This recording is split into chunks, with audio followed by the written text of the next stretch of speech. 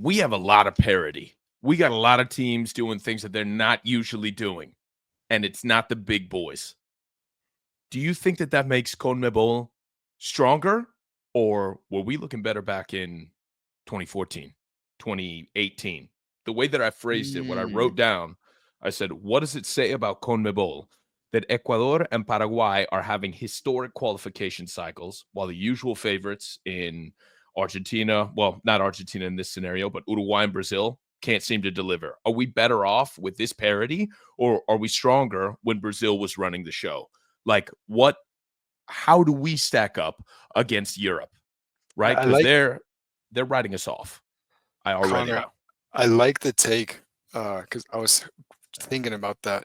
I think it's way better in my point of view because if you go to a World Cup and this Brazil team obviously going to qualify anyways, any team that plays Brazil, France, Germany, Spain, they're going to be scared to play them, and they're going to finish in fifth, sixth, maybe.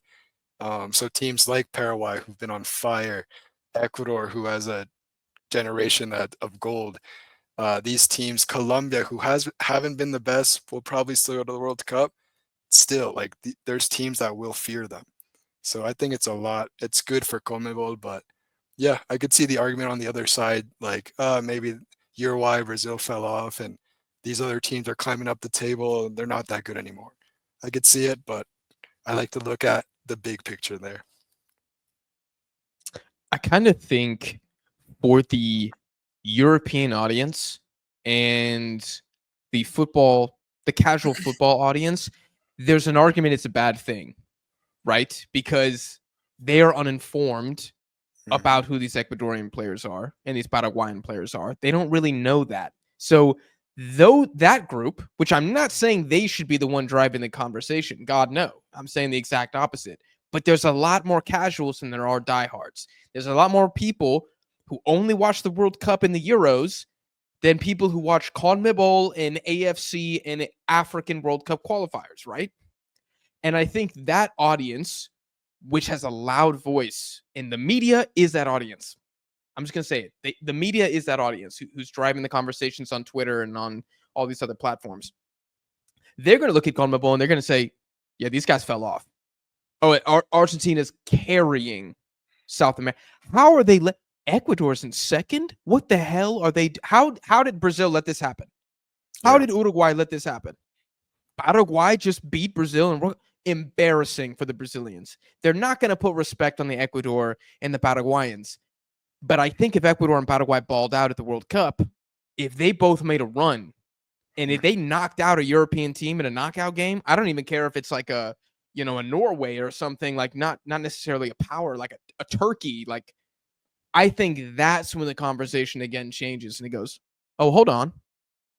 Should we be paying attention to these other CONMEBOL teams? But it is completely determined by these kind of lesser known sides' performance at the World Cup. Yeah, I agree. It'll come down to the World Cup. What happens in the World Cup, and if teams like Paraguay, like Ecuador, like Colombia can pull up some wins against a Belgium, a Denmark, it's a wrap. Then people, the casual will see it. Well, I think as well, I think those players, those guys that are always dealing with those, especially that play in Europe, I think they strive for that because they know that is sort of their sense of pride, the sense of, yeah, we can compete against South America and see how we do, but we want to beat the Europeans. And that's something that I think, as crazy as it sounds, I feel like even there is sort of that, there's always rivalries in South America. We get that. But I think there is sort of that togetherness in the sense of like, I don't know, like let's say Paraguay play France in the quarterfinals, and then you have Brazil, you have Argentina, you have Ecuador and Colombia. They're all looking, and they have all those beefs, and they get that in South America.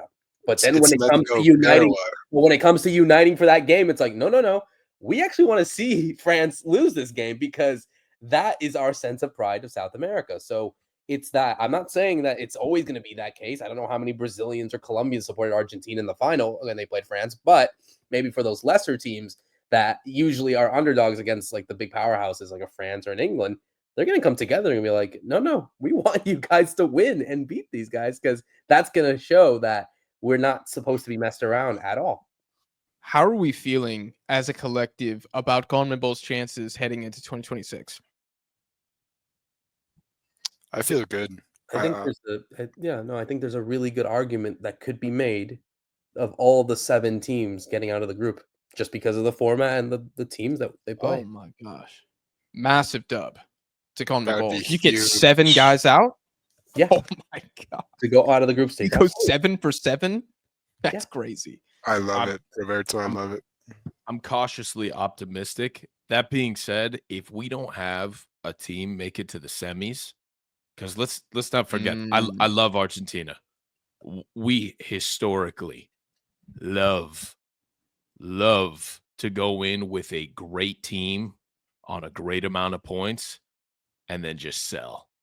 Now, we don't have, I mean, all signs are pointing to the opposite, but if we all make it to the round of 16 and then we all go out, that's bad. That's Yeah. bad. Yeah, for sure. We need definitely a finalist, a CONMEBOL finalist. Or just top Yeah, 4. I think Someone in the top 4 a- for sure.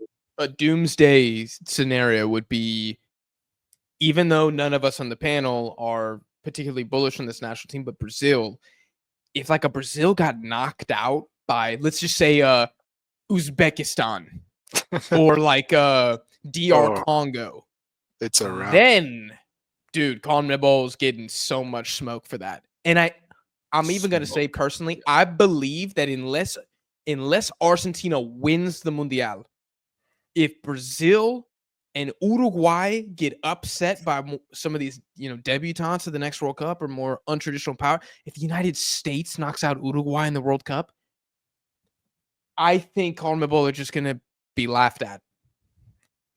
I don't think it'll be deserved, but I think they will be laughed at if the traditional powers go out sad. Well, not even go out sad. If they just go out to one of these other teams like that. I think the expectation for them has always been, with Brazil and Argentina, it's like we got to win. Like, so that's the case and I think for a lot of these teams as well. Like, again, Uruguay, they haven't looked the hottest, but they also have 2 World Cups, so they have that history on them. It's like, yeah, wait a minute, this is our tournament. We need to win this again. We haven't won it since 1950, so there's that as well. For the other teams, that's a whole different perspective. I mean, no team doesn't want to go in and don't want to win the World Cup, obviously, but yeah, that would be embarrassing for them to not do well. There's a certain pedigree that CONMEBOL has to uphold. And I think that, a couple teams making deeper runs still sends more of a message than, even though, on the whole, for the casual media, right, a couple teams making deep runs sends a much stronger message to them, to the layman, than all of us making it to the round of 16, which would still be insane. Damn near half the teams in the Copa America from South America, or in the Copa America, pelotudo, from the fucking World Cup from South America. That's a huge message. It's fire.